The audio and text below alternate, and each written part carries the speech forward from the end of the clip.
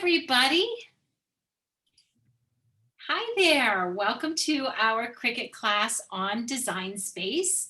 This is a class where you are going to learn all about Design Space, how to use Design Space, which is the software that goes behind your Cricut machines that make it cut. This is where you get all your creativity. My name is Joy McDonnell, and Kesley Anderson is our teacher, and Lindsay Bello is here with us as well. And Lindsay and I are going to try and answer all of your questions while Kesley gives you some amazing insight into Design Space. This class webinar does have closed captions at the bottom. You can choose to turn that on or turn that off, depending on your needs and how you like that to go.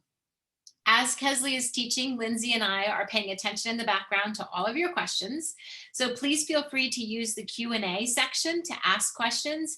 We will, we might collect several questions that are similar and then toss them over to Kesley to have her answer them, or look for our answers in the text. But without any further ado, here is Kesley Anderson, who just taught a class on which Cricut is right for me. So she has lots of things behind her, and we are going to teach you about Design Space. Welcome, Kez. Hi, thank you, Joy. That's great. What a great Monday morning. I hope everyone is having a wonderful day, great start to your week, and ready to get creative and crafty.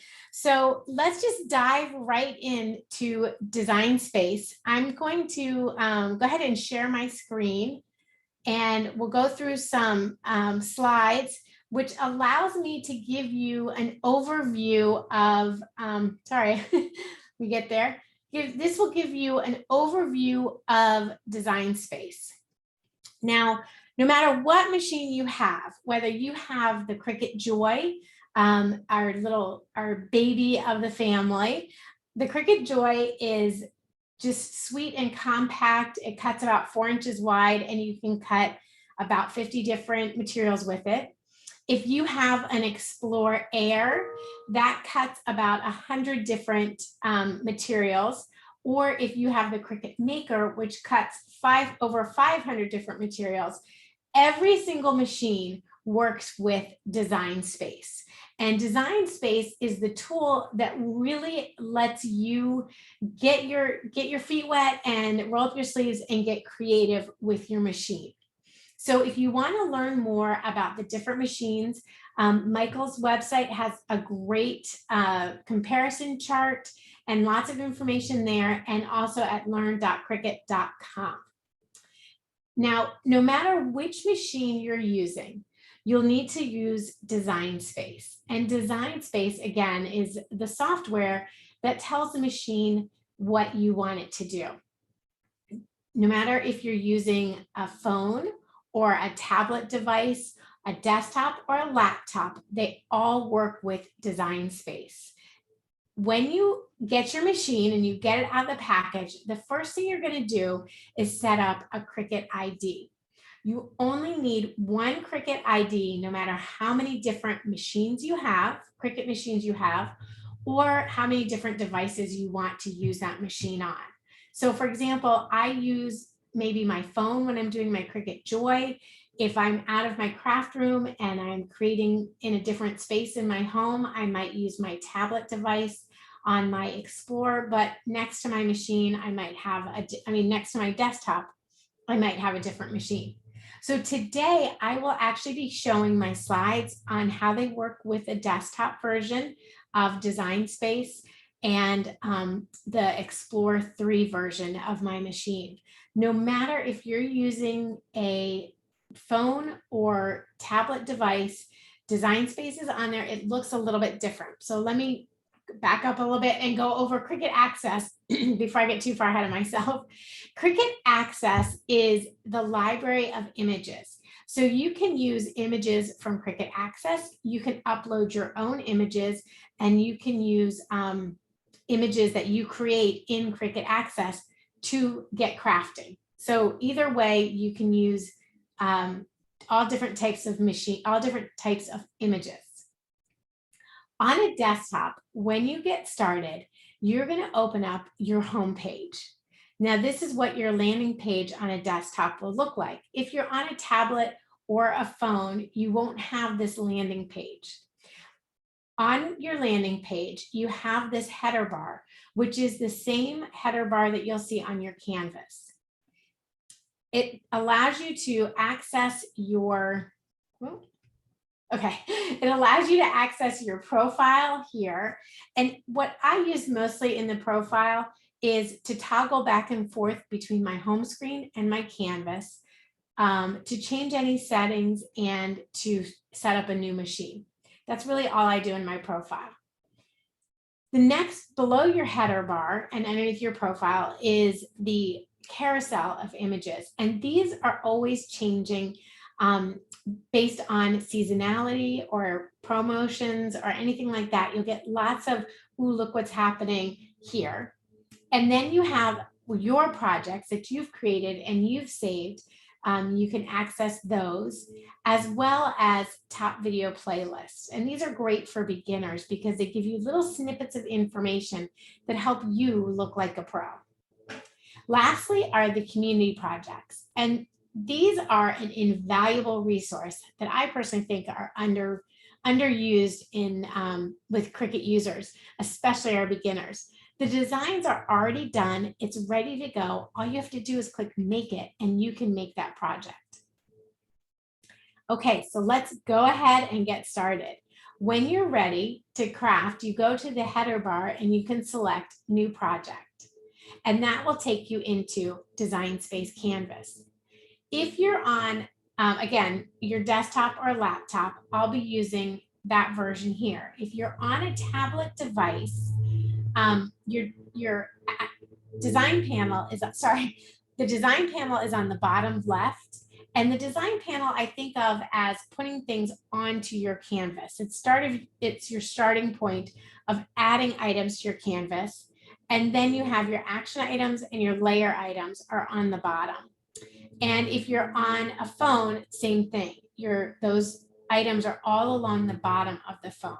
So I don't want anybody to get lost today. Everything should be there. And if not, I'll point out what's different. So that way, maybe you're on a desktop today, but you also like to work on a tablet device. You can do that too. So in your canvas, you have your toolbar across the top. And this is, not your toolbar, sorry, your header bar. Again, this is the same header bar that you see on your home screen or your canvas. And then along the left side is your design panel. And the design panel is where you put information onto your canvas. So I always think when I'm creating in Design Space, think left to right, or like you're going around a clock. You're going to start on the left and work your way around. So on the design panel, you can insert things like images, text, and when you add a text bar to start adding text to your canvas, you'll also activate the text edit bar. You can add shapes to your canvas. So your basic shapes, this is where you'll also find your scoring line here and your basic shapes. And when you add a basic shape, again, your edit bar pops up. Now on your design panel here, this is where you go to upload images. So when you select upload images, you're adding images onto your canvas. So again, we're adding onto the canvas. You can also, the templates and projects are two things that are unique to the desktop. These you won't find you won't find the icons on your tablet devices. A template is basically a template, like a t-shirt. And it's the only time I really use this is when I'm trying to size a design. So if I want to make sure my design is big enough for an extra large t-shirt, I might grab a t-shirt template and make sure it's the right size versus a onesie size t-shirt. So that's really the only time I use the templates. And then projects you can get to by searching projects. Okay, so we've added items onto our canvas in the design panel on the left. along the top, we are editing our elements. And then on the right side here that I've got highlighted, this is the layers panel. And if you're looking for the layers panel on a phone or mobile device, it's down on the bottom here and it says layers. And what the layers are, they are each shape or image or text is its own layer. And each one will have different operations, how you cut it, if you're going to draw it. And each layer is unique unto itself. So on this example, I had the square and then I added the circle layer. And you can see that the circle overlaps the square. So your top, as you add layers, they come in on top. And if you need to move those layers around, you can drag and drop in the layers panel, or you can do an arrange. So you right click on the layer and you say send to back, and that will send them backwards or forwards, whichever you need to do. Now, also in your layers panel are some actions. And again, look for the action icon on the bottom of a tablet device. On your desktop, those action items are right along here.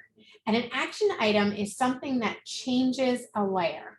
So we have slice, weld, attach, flatten, and contour are the 5 actions that you can do that change a layer.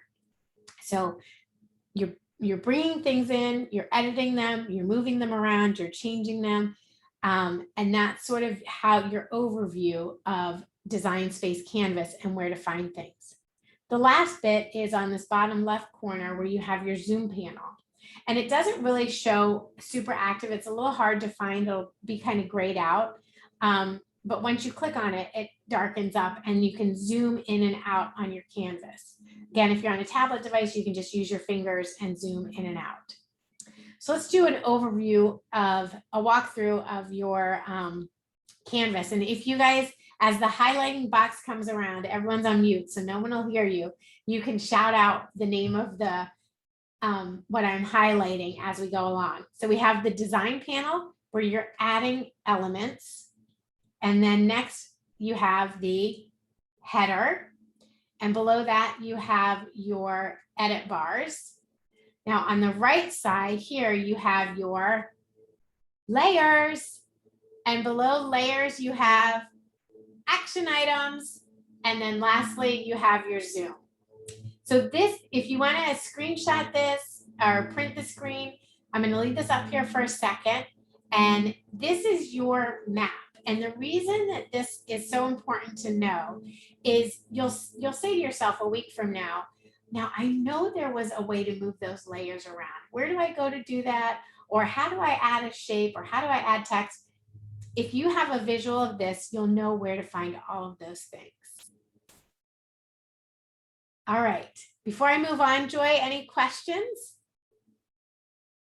I think we've answered a lot of them, but one question I think was a really good question. You showed the t-shirt template and how a person can design with that. Will you just keep this question in your mind as you go through the next steps? The person wanted to know, how do you keep that image from moving when you get ready to send it through Design Space to cutting? So just remember that for later. Okay, gotcha. That's always a good thing to show. Okay, so when you want to add an image to your canvas, you go to images. Now, this is when you want to add an image in the Cricut Access library.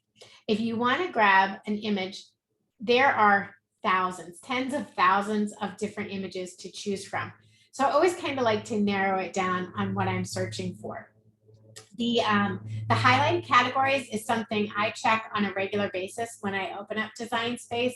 I always look to see the recently added. It's sort of like the target dollar spot for me. Like it's like, oh, what's new? So I'm always checking out the recently added. And then I'll do a keyword search for the item I'm really looking for. So in this example, I was looking for a heart to put on a tumbler. So I typed in a love you heart and I've got lots of options. So to sort of narrow it down a little bit further, I use the filters. And the filters over here all do different things. And there's some I use some, more frequently than other filters. So I wanted to highlight some of the filters that I use. I look at what the operation type is. So what am I going to be doing? Am I cutting? Am I drawing? Will I do a print and cut or cut and draw? So it just depends. Like usually I'm mostly cutting, but it just depends on what I'm doing, that I'll look for a specific operation type. And then I'll narrow it down by the image complexity if I want something that's layered, multiple layers, or something that's really simple. And then I'll also look again at the layers. You can do a single or multi. And the difference between the image complexity, let me go back here, like the difference between the image complexity isn't always necessarily about the number of layers in an image, but how many cuts are in that image.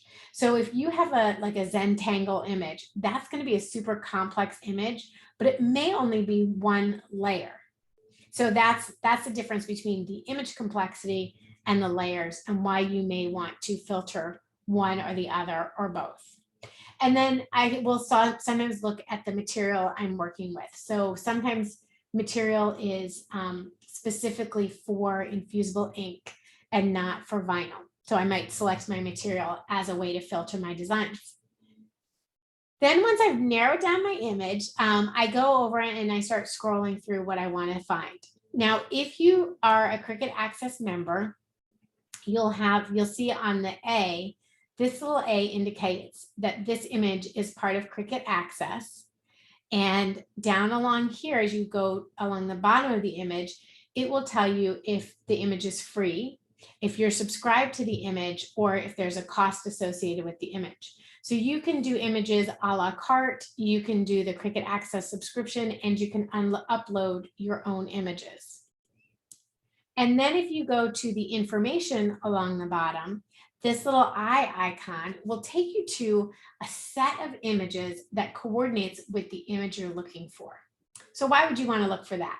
Well, if you're doing, say, for example, a bridal shower or a wedding party or something like that, you may want to find images that all coordinate. So you can do a makeup bag for your bridesmaids, and you can do wine glasses for your bridesmaids. So you can do a whole collection of things, and they pull the images together that coordinate with your chosen image.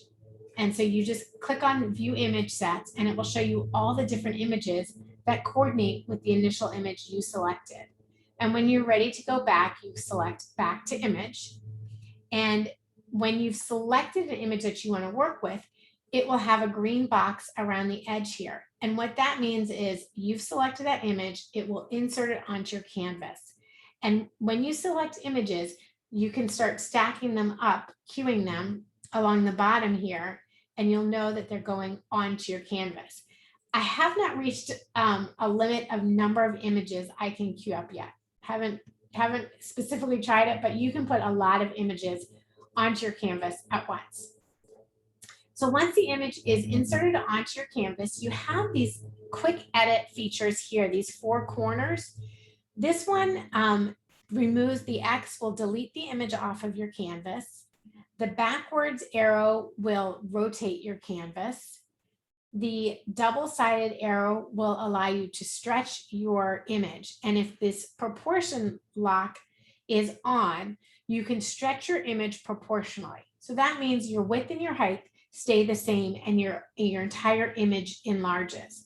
If you want to make your image longer or wider, you would click the proportion lock off, and that would take your image wider or take your image longer.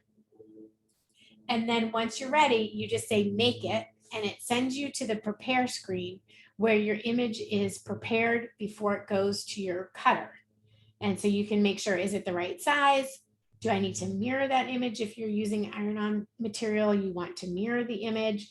And then you would say continue, and it goes to your final make screen where you select the machine you're going to be making with, the material you're making with, and what type of blade you need to make the desired image.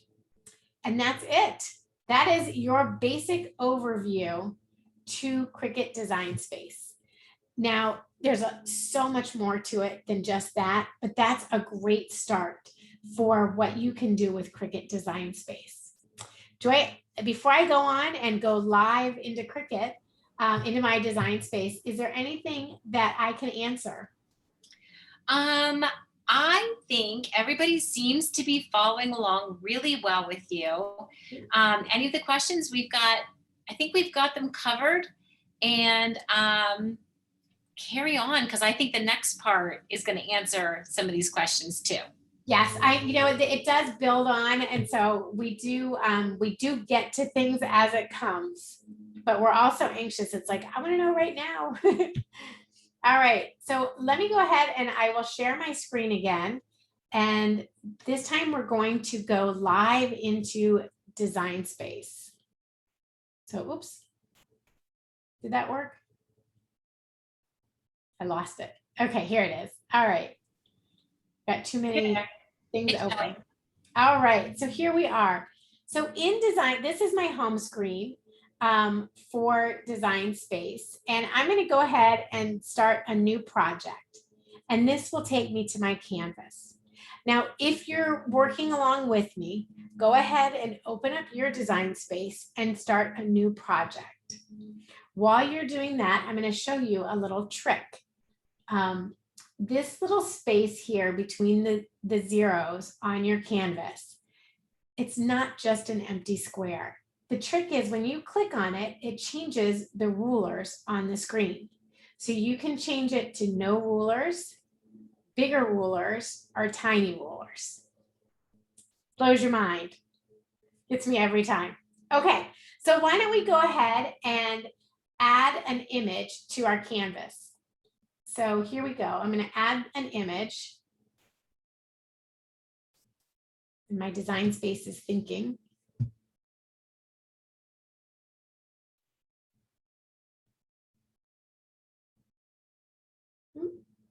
So sometimes this happens. It looks like it's working on some text. Let me close out of this. So I'm going to stop sharing. I've been working hard on my computer today. I think it's telling me to take a break. All right, so let me just go ahead and close this, quit out of this. So sometimes if you're working in Design Space and something happens that is unexpected for you, go ahead and close it out and start over again. Because like I had 2 versions of Cricut open, which is not a problem. You can have multiple versions of Design Space open. And I think I overdid it to my computer this morning. So, all right, so I'm going to go ahead and share here, and everything looks like it's loaded up okay. So I'm going to go to my images, and I'm going to select. Now I can look for a fun image, but like I mentioned, that recently added, I always check this out to see what kind of cute new images have come in that they've added to Cricut Access. And there was one that was really cute too. This morning I saw these sharks. So if anybody's ready for Shark Week, we've got mugs. You can make a mug for that. All right, so let's find our image that we want to work with today. Today we're going to work on, I'm going to make a mug, and I'm going to put something that says fun and sun because we are still in summer. We're going to hold on to those warm days as long as we can. Okay, so if you type in fun ampersand sun, fun and sun, this free image will pop up. So let's go ahead and grab this free image. If you're having any difficulty finding it, the item number is hashtag M3EF3F. Did I hear a good bingo? That when you're looking for an image, that little hashtag, you want to make sure you put that in there. Otherwise, it won't pop up. If that makes sense, you won't be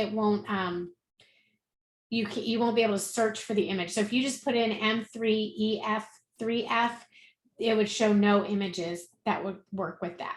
So we're going to do the that image and I'm going to insert it onto my canvas.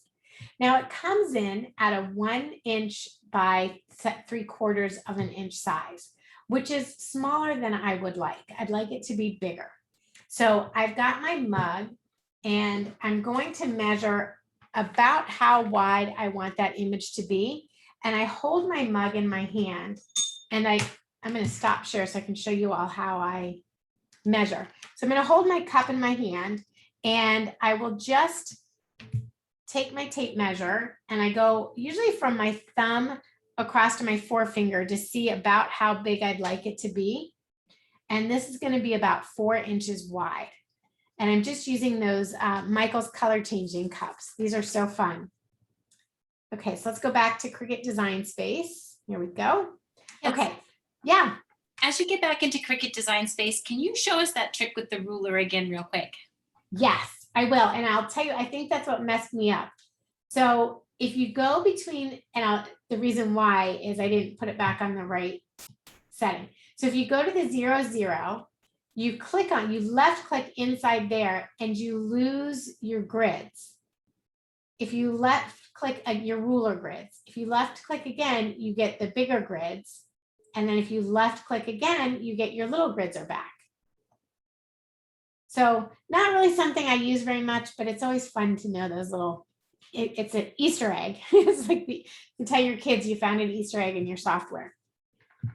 Okay, so now I'm going to change the size of my design here. And I'm going to make it 4 inches wide. And I'll let the proportion remain locked so that so that my width and my height stay the same.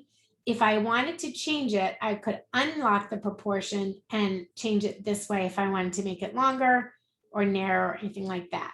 You can do that too. So maybe I like that. I'll just do it kind of like that. You can change your size, anything you want like that. Now, these letters have all been, this is one layer in my layers panel right here. So this will go over as one basic cut and one layer. If I were to type this out myself, and let's say I were using my text and I were typing it out myself like this, and then I wanted to change my font, I could go up here to my fonts and change it to any type of font I wanted to change it to. So maybe I want to do something like that, DTC Cozy, and change it like this. Now, if I wanted to bring those letters together, I could go up to my edit bar and change my letter spacing and things like that. And the reason I'm showing, whoops, Control Z there.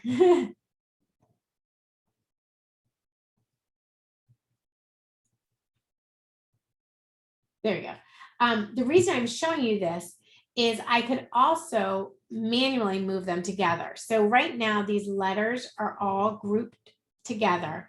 I'm going to go to my layers panel and ungroup them.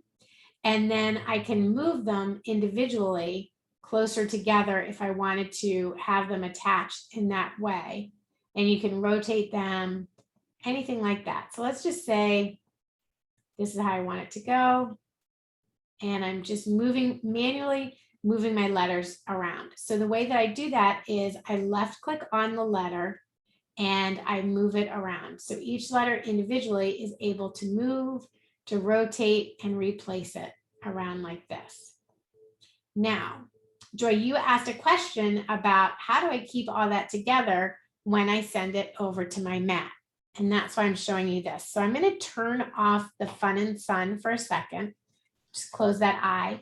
So all these letters are kooky, kind of touching here, and I want them to cut out like this.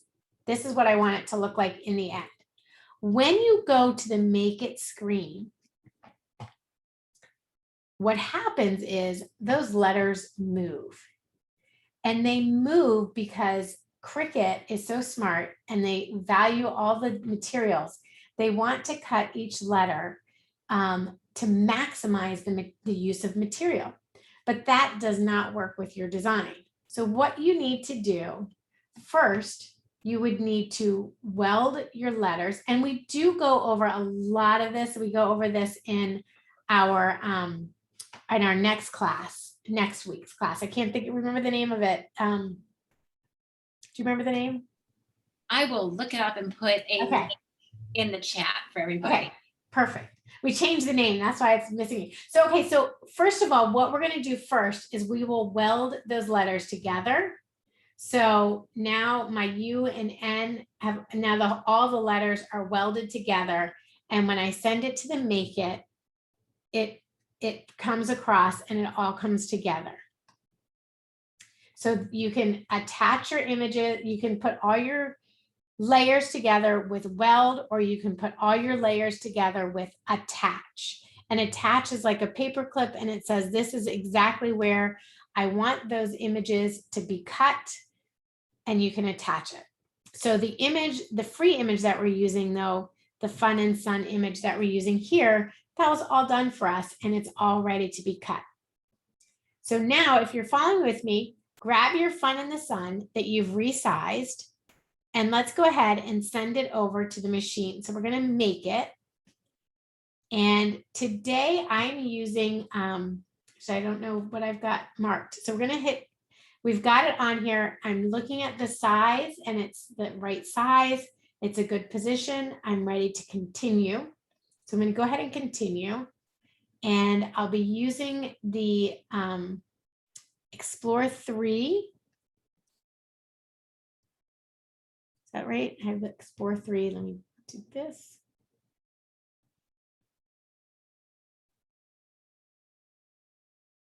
Okay, sorry, it says you selected a different machine than the one you used on Canvas. So I'm going to change it on the Canvas to be an Explore 3 machine.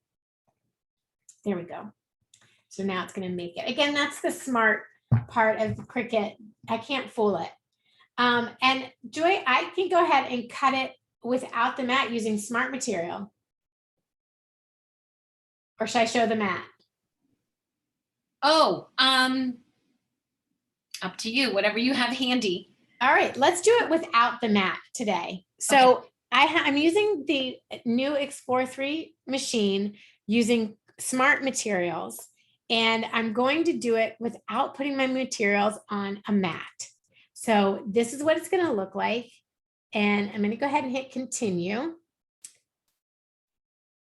And I'll be using smart materials. So I'm going to browse my materials and you'll find the material that you're using. So if you're using an Explorer Air, you will be using a mat and you'll be looking for premium vinyl. I'm going to be using permanent smart vinyl today. And actually this is removable, the one I have in my hand. So I'm going to make sure I have the right one selected. And the reason that's important, the machine, the software has settings on all the different materials and how the machine needs to cut them. So the machine uses different pressure, different settings between permanent smart vinyl and removable smart vinyl. So it is super important that you select the right type of material that you're using. Now, normally I would make sure that I had permanent vinyl for a cup because I'm going to be washing this cup. Now these cups you do hand wash. Pretty sure it says hand wash on it. Oh, top rack dishwasher safe. So definitely if this is going in the dishwasher, I for sure want to use permanent vinyl on it so that it lasts as long as possible. So, but I don't have my permanent vinyl handy. I have removable vinyl. So we're going to do that today for me. You do permanent vinyl if you have it handy. Okay. So now I'm going to use the default pressure, make sure I have the fine point blade loaded in, which I do, and I'm ready to go to my overhead. Oops, let me stop sharing so I can switch it to my overhead machine. All right. So here we go. If we can spotlight the overhead. All right. Now my machine light is flashing and telling me it's ready to go. And I'm going to swap out. I have this really fancy glitter purple vinyl I was going to use for different projects. So I'm going to take that out and I'll put in my smart vinyl.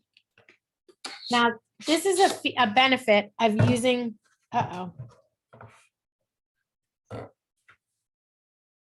Guess what? This already has something cut on it.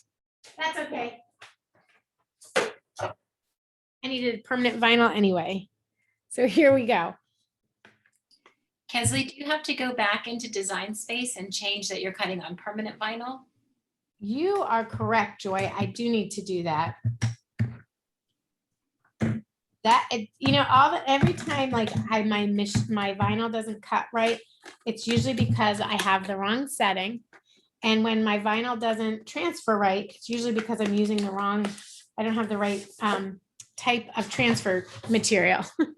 So 9 out of 10 times it's my error. So I'm going to go back in and change my material choice to be a permanent vinyl instead of the removable vinyl. And I'm still using Smart Materials. It's just a permanent one. Now, if you're using your mat, I like to trim my vinyl so that it's the right size. So I would either use the grid marks on the back and a pair of scissors or an X-Acto knife and a self-healing mat. And I would make this the size for my project. Or I'd use my paper trimmer and trim down my material that way. And then you would adhere it onto your mat. Now, when you're placing it on your mat, you place it with the vinyl side up. So when you're cutting, you're always cutting into the material, not the backing. Your backing piece, whether you're using vinyl, infusible ink, I think any material that you're cutting, you want to actually be cutting on the material. So you always want your material to face up. And then so if you have your mat, you're going to bring your mat in and line it up here, putting it underneath your guides on the side here. So you would just line your mat up, hold it up against the rollers. And when your light is flashing, telling you it's ready to load it, you go ahead and hit load. And it will load your mat or your Smart Vinyl, whichever one you're using, it will load it in there. Now, one of the differences between when you're using Smart Vinyl and a mat is it measures how long your material is to make sure you have enough smart material to use. And then you go ahead and hit OK. And it will go ahead and you hit the play button and it will start cutting out. Look at how zippity zip that is.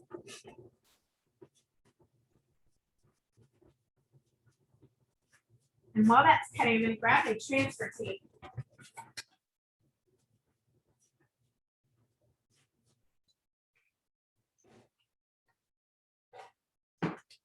All right, look at that.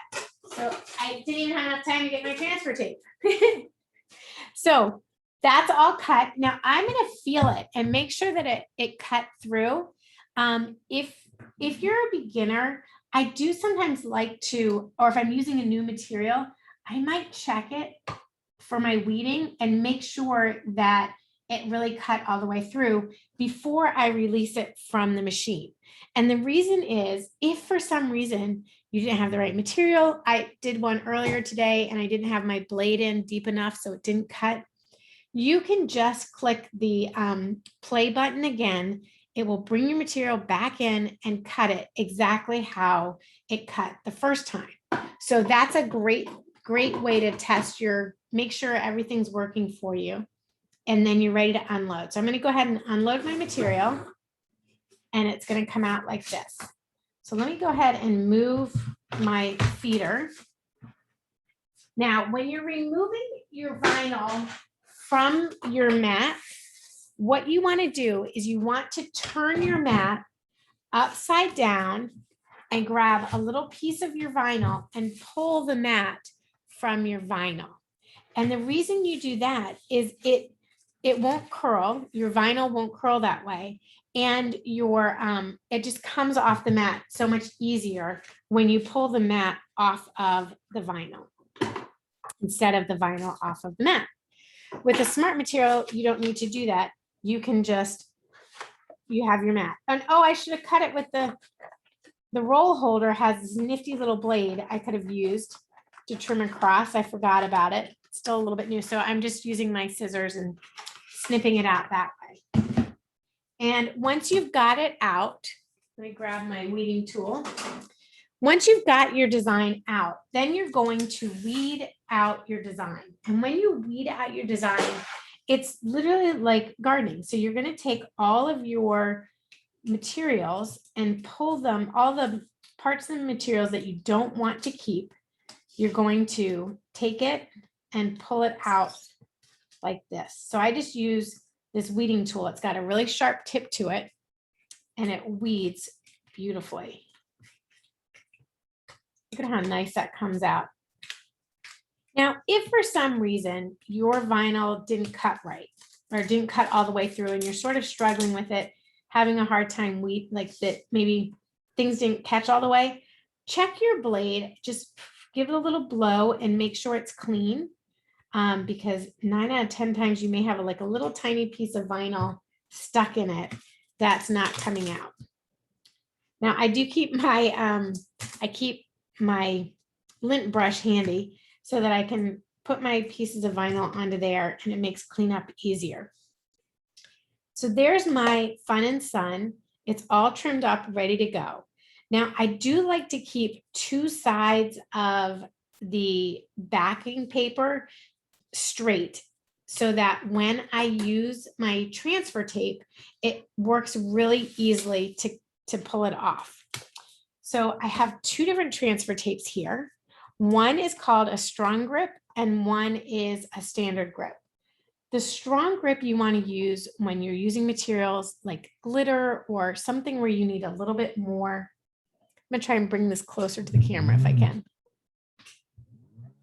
Okay, strong grip you want to use on like glitters and things like that. For most types of vinyl, you'll use just the standard transfer tape. So this is a new roll. We're just going to open this up. Now, one thing to take note of on your transfer tape, because sometimes you may have a little piece left over or something, and it's not on a roll, but you still want to use it.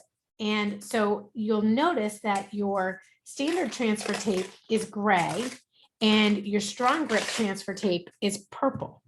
So the little grid lines, strong grip is purple, standard is gray.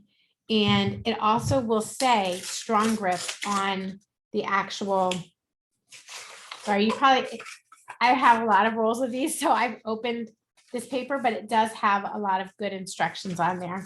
So if you're new, you may want to keep that handy. Okay, so here's my transfer tape roll, and I just need to cut a piece that is about the same size as my design. So you can either, again, measure it out like this and use scissors and cut it. You can use an X-Acto knife and cut it, or you can use your paper trimmer and trim your transfer tape that way. I'm a paper cutter kind of girl, so I like to do that. Kesley, Yeah. when you have a second, can you change the zoom on your camera so that we can see a little bit more of what you're doing? Okay, so go out down a little bit. Yeah, Is that better? definitely better. All right, I got a little excited. Okay. Easy So when you can Cricut. let me trim that up. All right. So the reason that I like to work with straight edges is that it helps with lining up your end product. So you'll notice that this transfer tape has the grid lines on it, which is super helpful for keeping things straight. So that's a bonus. Now I will take my transfer tape here and you just get a little corner of it. Let's get a little bit going. It's in there. One question I get asked a lot is when to know which type of vinyl to use. When do you use removable? When do you use permanent? I tend to use permanent vinyl on items that I want to keep around for a long time. I have vinyl on planters, a permanent vinyl on planters outside that I've had for over 3 years. That are still going strong. They haven't faded and they look beautiful. So now I've trimmed back. You'll notice I peeled back about 1/2 inch and I folded that back paper back. This is sticky. Your transfer tape is sticky and not that it gets unwieldy, but if you're working with a big piece of vinyl and a big piece of transfer tape, this little trick will save you. So I take my transfer tape and I peel back about 1/2 inch, and then I line up the top of my transfer tape with the top of my vinyl, and I line it up on the side. I'm using a self-healing mat, which has grid lines on it, and that helps too. So now when I'm ready to peel back my vinyl, I just have to literally walk my vinyl back, my transfer tape back on my vinyl like this. And now my transfer tape has transferred perfectly onto the vinyl. I'm going to set this aside because we'll use that again. And then I'll use my scraper here and scrape out any air bubbles that might be in the transfer tape. I like to do this here at this point so that I don't have air bubbles when I go to move it onto my final project. If I'm using like a wine glass or something like that, that has more curvature to it, I might actually take my transfer tape and just make some slices into it to make it easier to transfer. So now I just pick this off of here, you turn it over and you take your vinyl backing and you kind of peel it off the transfer tape. Now, if it sticks on parts, you use your wedge and you hold your transfer tape down and you push the wedge down and pull back. I make it look really easy. The first times I did this, it was not so easy. It just takes a little practice and getting used to. So be patient with yourself. It will come. All right. So now I'm ready to hold my cup in place. I'll use my little lint brush there as a holder on my cup. And then I line my cup up on the on my mat. So I know my cup is straight. I'll line it up along a line here. So I know my cup is lining up straight. And I've got my lint roller there. And I can just take this. Now, if I wanted to, I could find the exact middle of it. But since it's a cup, I'm not so worried about the middle. I could use the bottom of this and place it on the bottom of the cup and use that as a line to follow. But I find that with things like this, a good eyeball will do it for me. So I'm putting just a center down in like a taco method. I hold the two top edges and then I'll place one side down. And as it goes down, I'm holding up the outside to make sure that everything goes down smoothly. And I minimize any chance of having bubbles. So now I've got that side down. I'll roll to this side here. And sometimes it helps to start taking off the transfer tape as you're rolling that side down. So I'll start to remove the transfer tape and release the pressure on this side of the transfer tape as I push down on the opposite side of the transfer tape. So that will just come off like this. And you just make sure there's no bubbles, no air bubbles in there. You roll that off. And if you have any little pieces you're having trouble with, you can take your weeding tool on the front side here and pop them down so that you make sure that things stay down like that. And if you do get a little air bubble, you can come back in again with your weeding tool and you can just pop under there, pick it up, and then work it out that way so that it's nice and smooth. There you go. There is the cup. Fun and sun. And these cups change color, which is always fun when you put cold drinks in there. I don't know if it'll work. I don't know how cold my drink is. There we go. Can you see that? It's changing the color. I'll have to show you on the other camera. I think it'll show. Now, one other thing I'll show you before we switch over to the other camera is I'll take my tape, my transfer tape backing paper. I'll slide my transfer tape back on there and I'll put it like that. So next time I make a project, I have a piece of transfer tape ready to go. And your transfer tape will last until it doesn't stick anymore. There's no definitive amount of time for how long it will last, but it will last as long as it doesn't have stick in it. And then also at the end, make sure you put your plastic piece back on your mat to keep it clean from dust and debris. If you find you get a bit of dust and debris on this, I just keep a baby wipe around and you can wipe it right off that way. All right. So that's the class. That's it. That's your project. And any other things like maybe that we didn't cover? Let me show you my fun glass here.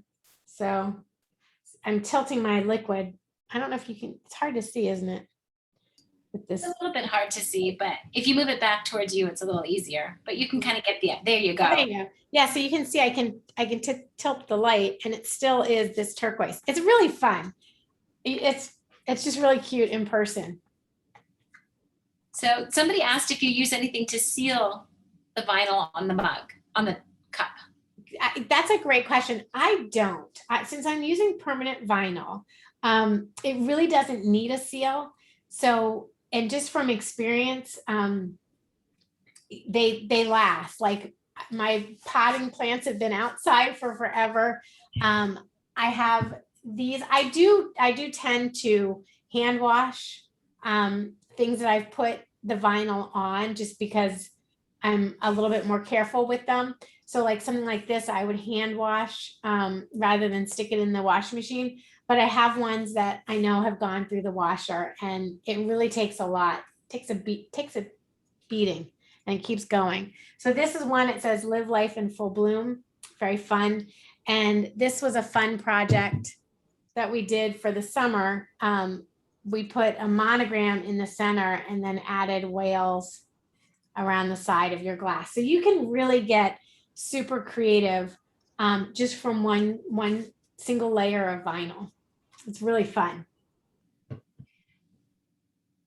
All right, Kesley, you did an amazing class. We have about 5 minutes to answer some questions. Rapid fire. Rapid fire at you. What material do you use the strong grip transfer tape? I found it so hard to transfer onto wood material.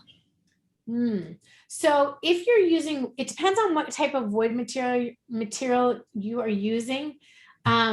It's not necessarily the strong transfer tape doesn't make it easier to transfer onto wood. I would make sure you kind of have like a rough surface that you're trying to put it onto, so it has something to grip to. So a little sandpaper before putting it down is good.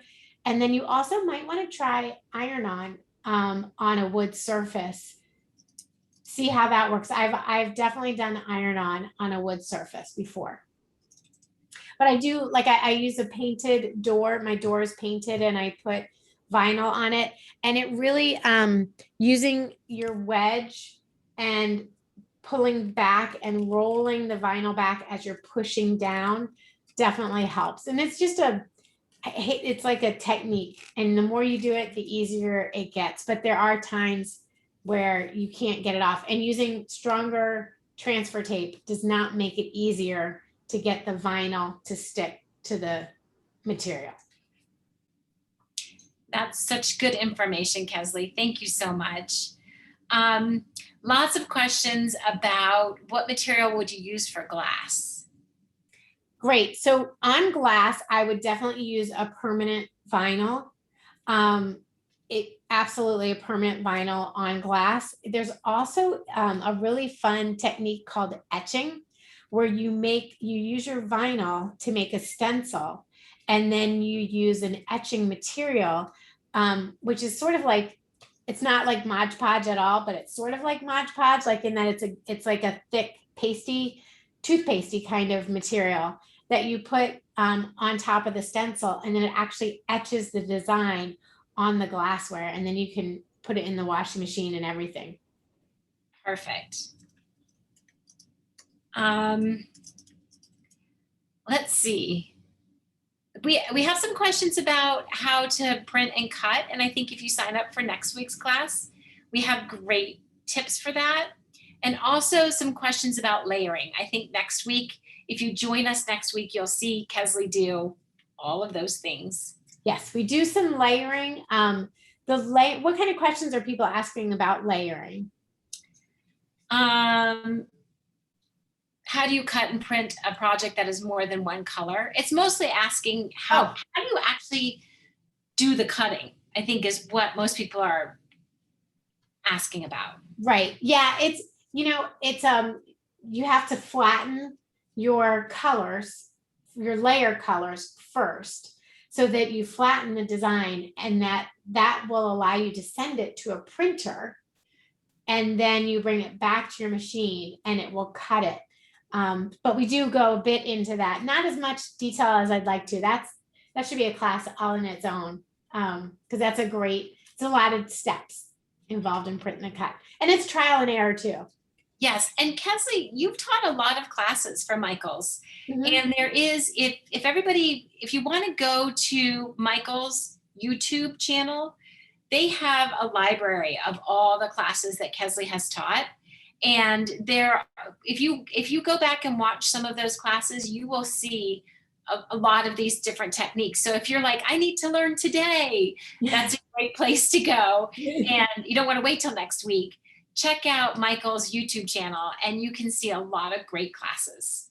And also, Joy, the Michael's has a bunch of different hashtags, but Cricut with Michael's is a great one to share what you've created. And I do try and look at that hashtag. So you can definitely ask a question there. And you can find me on Instagram, kesley.365, and you can ask me questions there that I may or may not be able to answer.